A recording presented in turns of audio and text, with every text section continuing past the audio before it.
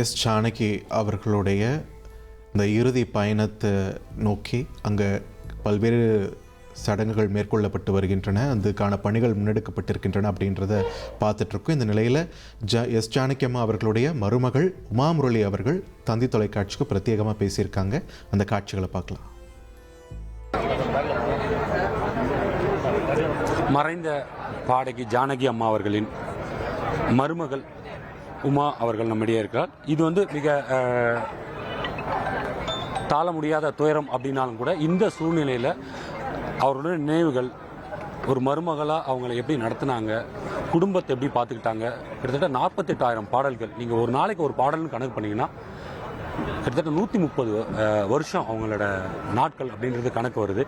கேட்கலாம் அவங்கக்கிட்ட.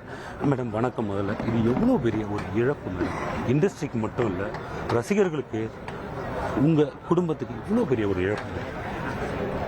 கண்டிப்பாக நம்ம எல்லாரும் பிறந்தா ஒரு நாளைக்கு போனோம். ஆனால் அம்மா மாதிரி ஒரு கலைஞர் அவங்களுக்கு இறப்பே கிடையாது. எல்லார் மனசுலேயும் தினமும் ஒவ்வொரு நிமிஷமும் அவங்களோட பாடல்கள் கேட்க போதெல்லாம் அவங்க இருப்பாங்க. நான் அவங்க வீட்டுக்கு வந்தபோது, நீ என்னோட வயிற்றுல பிறந்திருந்தா இன்னொரு வீட்டுக்கு போயிருப்ப, நீ இன்னொரு வயத்தில் பிறந்து தான் என்னோட மகளாக வந்தேன்னு சொல்லியிருக்காங்க. அண்ட் எல்லார் லைஃப்பில் நடக்கிற மாதிரி அப்ஸ் அண்ட் டவுன்ஸ் எங்கள் வாழ்க்கையிலையும் நடந்திருக்கு. ஆனால் அதெல்லாம் மறந்துட்டு நாங்கள் திருப்பி ஒன்றா கொஞ்சம் காலங்களாக இருந்திருக்கோம்.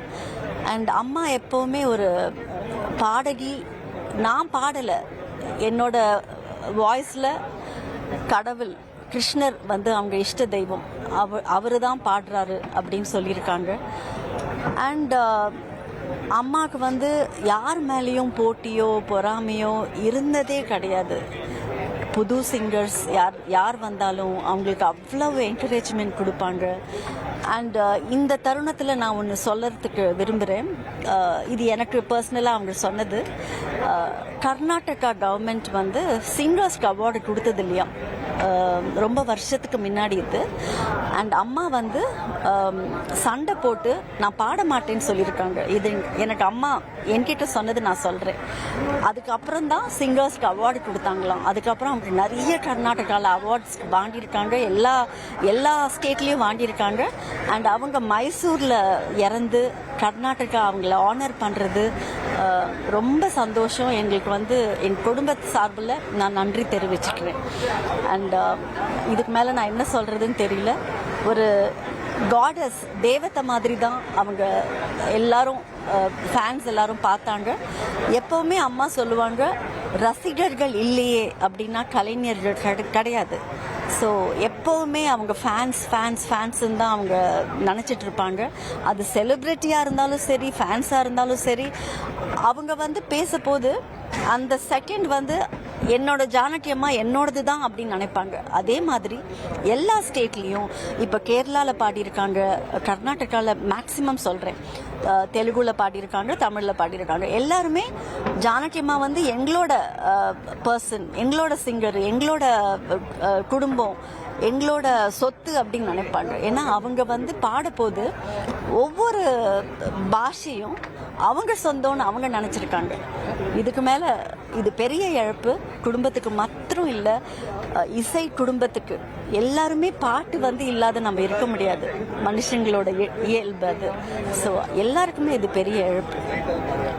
மேடம், இன்னொரு முக்கியமான விஷயம், இப்போ அவங்களுக்கு கர்நாடக அரசு முழு அரசு மரியாதையோட அடக்கம் செய்யணும் அப்படின்ற ஒரு இது ஒரு கௌரவம் அப்படின்னாலும் கூட அரசு தரப்புல இருந்து அவங்க பேரில் ஏதோ விருதோ கொடுக்கணும் பாடகர்களுக்கு, வருங்கால பாடகர்களுக்கு, இளம் தலைமுறை பாடகர்களுக்கு, அப்படி ஏதாவது ரெக்வஸ்ட் உங்ககிட்ட இருந்து இருக்கா?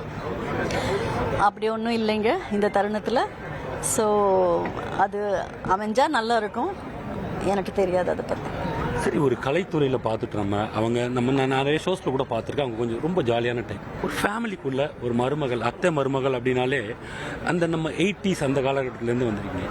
அப்போ அத்தை மருமகள்னாலே ஒரு அந்த சீரியலாக இருக்கட்டும், பல இடங்களில் நிஜத்தில் கூட பார்க்க முடியுது அந்த சண்டை சத்திரங்கள். உங்களுக்குள்ளான பாண்டிங், அவங்க ஏற்கனவே சொன்னீங்க அவங்க வந்து என் வயிற்றில் பிறக்காத மகள் அப்படின்னு சொல்லிட்டீங்க. சுவாரஸ்யமான பல விஷயங்கள் உங்ககிட்ட பகிர்ந்துட்டு சுவாரஸ்யமான விஷயங்கள். அது இந்த டைம் கிடையாதுங்க. எனக்கு வந்து நல்ல மெமரிஸ் தான் இருக்குது. எப்போவுமே அம்மா வந்து நாங்கள் ஃப்ரெண்ட்ஸாக தான் பழகுவோம்.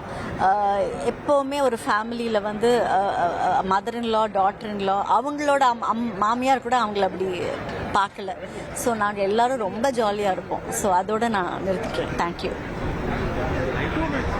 இது உமா அவர்கள் நமக்கு தெரிவித்த கருத்தாக இருந்தது. இது அவங்களது குடும்பத்திற்கே ஒரு மிகப்பெரிய இழப்பு அப்படின்னாலும் கூட இதன் மூலம் கலை மூலமாக அவர் தொடர்ந்து மக்கள் மனதில் இருப்பார் அப்படின்றத அவங்க தெளிவுபடுத்தியிருக்காங்க. இனி செல்லும் இடமெல்லாம் செய்தி. தந்தி டிவியின் வாட்ஸ்அப் சேனலை ஃபாலோ பண்ணினா செல்ல இருக்கும் இடமெல்லாம் செய்தி. இதோ QR கோட் இப்பவே ஸ்கேன் பண்ணுங்க, ஃபாலோ பண்ணுங்க.